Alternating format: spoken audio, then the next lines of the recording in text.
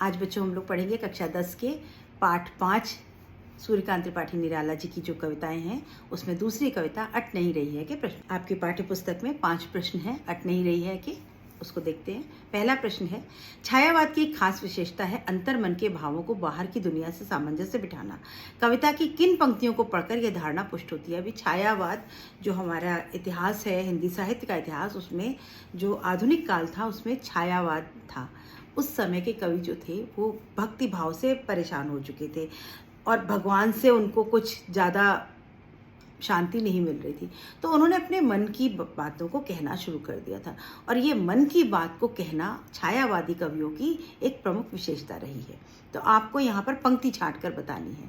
तो कविता की निम्नलिखित पंक्तियों को पढ़कर यह धारणा पुष्ट होती है कि प्रस्तुत कविता के में अंतर्मन के भावों को बाहर की दुनिया से सामंजस्य बिठाया गया। अभी कवि यहाँ अपने मन की बात कर रहा है। किन पंक्तियों में? आभा फागुन की तन सट नहीं रही है, उड़ने को नभ में तुम पर कर देते हो, आंख हटाता हूं पर हट नहीं रही है। कवि यहाँ अपने मन की बात कर रहा है। फागुन का मौसम सबको सुंदर लगता है, लेकिन कवि को बहुत अधिक सुंदर लग रहा है। कवि खुद उस मौसम पर इतना मोहित हो गया है, इतना आकृष्ट है कि उसके ऊपर उस फागुन का जो जादू है वो इस कदर चल गया है कि वो अपनी आंख हटाता है तो भी उसकी आंख हट नहीं रही है। तो इन पंक्तियों में हमें पता चलता है कि कवि के भाव और बाहर की दुनिया में जो तालमेल है वो बहुत अच्छा बैठा हुआ है। तो आप इन पंक्तियों को ध्यान रखेंगे। आभा फागुन की तन सट नहीं रही है, उड़ने को नभ में तुम पर कर देते हो, आंख हटाता हूं पर हट नहीं रही है। इन पंक्तियों में कवि के अपने मन के भावों को व्यक्त कर रहा है। प्रश्न 2 है, कवि की आंख फागुन की सुंदरता से क्यों नहीं हट रही है? इतना अधिक सौंदर्य था इसलिए नहीं हट रही है। कवि की आंख फागुन की सुंदरता से इसलिए हट नहीं रही क्योंकि इस महीने में प्रकृति का सौंदर्य अत्यंत मनमोहक होता है। पेड़ों पर हरी और लाल पत्तियां लटक रही होती हैं, चारों ओर फैली हरियाली और खिले रंग बिरंगे फूल अपनी सुगंध से मुग्ध कर देते हैं। प्रकृति का नया रंग और सुगंध जीवन में नई ऊर्जा का संचार करता है। अभी क्यों नहीं मन हटता वहां से? क्योंकि इतनी अधिक सुंदरता है कि जो हमारे हृदय में समा नहीं पाती है। सब तरफ हरे लाल पत्ते होते, लाल रंग बिरंगे फूल खिले होते, फूलों की सुगंध हवा में फैली होती है, हवाएं चल रही होती हैं, मंद मंद हवा चल रही होती है और हमें सब कुछ इतना मुग्ध कर देने वाला होता है, अपनी तरफ आकर्षित करने वाला हो जाता है और हमारे जीवन में एक नया संचार पैदा होता है। जब मौसम अच्छा होता है तो हमारा मन खुश हो जाता है, हम मन से बिल्कुल हर्षित हो जाते हैं और इसीलिए कवि की आंख जो है वो उस मौसम से हट नहीं पा रही। प्रश्न 3, प्रस्तुत कविता में कवि ने प्रकृति की व्यापकता का वर्णन किन रूपों में किया है? व्यापकता मतलब पूरा विस्तार। प्रकृति इतनी फैली हुई है, उसका इतना विस्तार है, किस रूप में किया?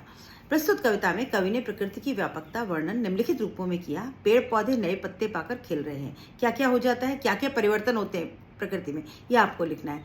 तो पेड़ पौधे कैसे हो जाते हैं? एकदम नए पत्ते पाकर के खिल जाते हैं।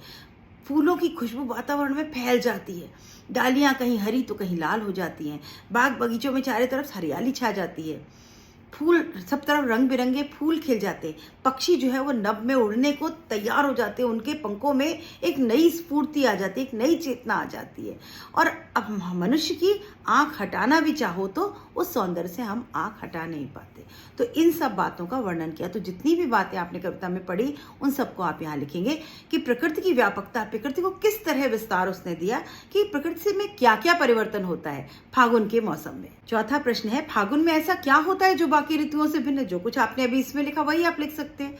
फागुन में क्या होता है? प्रकृति की शोभा चरम पर होती है, सबसे सुंदर मौसम होता है। पेड़ पौधों पे पत्ते आ जाते हैं, हरे लाल पत्ते होते हैं, फल लग जाते हैं, फूल आ जाते हैं, हवा में सुगंध फैल जाती है, आकाश साफ सुथरा हो जाता है, पक्षियों के समूह हवा में उड़ते होते हैं, तितलियां फैल रही होती हैं, हर तरफ उड़ रही होते हैं, बाग बगीचों में पक्षियों में भी जोश आ जाता है, चींची करते दिखाई देते हैं। और जो सौंदर्य फागुन की ऋतु में है वो अन्य ऋतुओं में नहीं है। तो जो कुछ आपने फागुन की विशेषताएं पढ़ी वही आप इसमें यहाँ भी लिख सकते हैं। और बच्चों इन बातों को आप पॉइंट बना के लिखेंगे तो हमेशा नंबर आपको अच्छे मिलेंगे। प्रश्न 5 देखिए, महाकवि सूर्यकांत त्रिपाठी निराला जी छायावाद के प्रमुख कवि माने जाते हैं। इन कविताओं के आधार पर निराला के काव्य की शिल्प विशेषताएं बताइए। बच्चों यहाँ पर आपको शिल्प मतलब टेक्निक्स, कौन कौन सी टेक्निक निराला जी प्रयोग करते हैं अपनी कविताओं में, उनमें से आपको कुछ बातें लिखनी है। ये इंपॉर्टेंट प्रश्न है, ये आपसे जरूर पूछा जा सकता है। 2, 3, 4 पॉइंट आपको याद होने चाहिए। तो पहला पॉइंट, छायावादी कवि हैं वो। छायावादी कवि का क्या उनकी विशेषता होती है कि वो अपने मन की बात कहते हैं, मन की बात और प्रकृति में तालमेल बिठाकर बात करते हैं। आगे देखते हैं, दोनों कविताओं में प्रकृति चित्रण और मन के भावों को प्रकट किया गया है। मानवीकरण अलंकार का प्रयोग होता है, बहुत अधिक प्रयोग करते हैं। पहली कविता में कवि ने बादल को मानवीकरण कर दिया, बादल से कहा घोर से गरज करके बरसो, और दूसरी कविता में फागुन का मानवीकरण कर दिया। फागुन सांस ले रहा है तो लगता है खुशबू फैल रही है, फागुन के हृदय पर वो फूलों की माला पड़ी हुई है।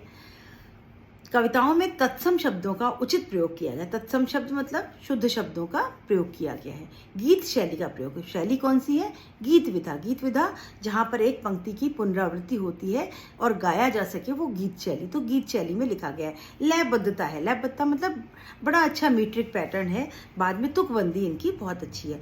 और कौन कौन से अलंकारों का प्रयोग अधिक हुआ है? अनुप्रास का, उपमा का, यमक का और पुनरुक्ति प्रकाश अलंकार का बहुत सुंदर प्रयोग है। अभी आप इसमें लिख सकते हैं कि इसमें ध्वन्यात्मकता का भी प्रयोग किया गया है, और ऐसे शब्दों से कविता में प्रवाह आ जाता है, गति आ जाती है। तो ये सब इसकी विशेषताएं हैं। अट नहीं रही कविता में कुछ अन्य प्रश्न जो कि इम्पॉर्टेंट हैं, आपको भाषा बदल के पूछे जा सकते हैं। उसमें एक प्रश्न देखिए, कहीं सांस लेते हो ऐसा कवि ने किसके लिए कहा और क्यों कहा? और उसी के या में अथवा में कवि ने फागुन का मानवीकरण कैसे किया? तो आपको कवि ने फागुन का मानवीकरण कैसे किया या कहीं सांस लेते हो का अर्थ बताइए। तो आप यही बात लिखेंगे कि फागुन के महीने में तेज हवाएं चलती हैं जिनसे पत्तियों की सरसराहट के बीच साए साए की आवाज़ आती है, और ऐसे सुनकर ऐसा लगता है मानो फागुन जो है वो गहरी गहरी सांस ले रहा है। कवि इन हवाओं में फागुन के सांस लेने की कल्पना कर रहा है। इसी तरह फागुन का मानवीकरण कर दिया कि कोई सांस कब लेगा? जब वो मनुष्य होगा, जीवित होगा।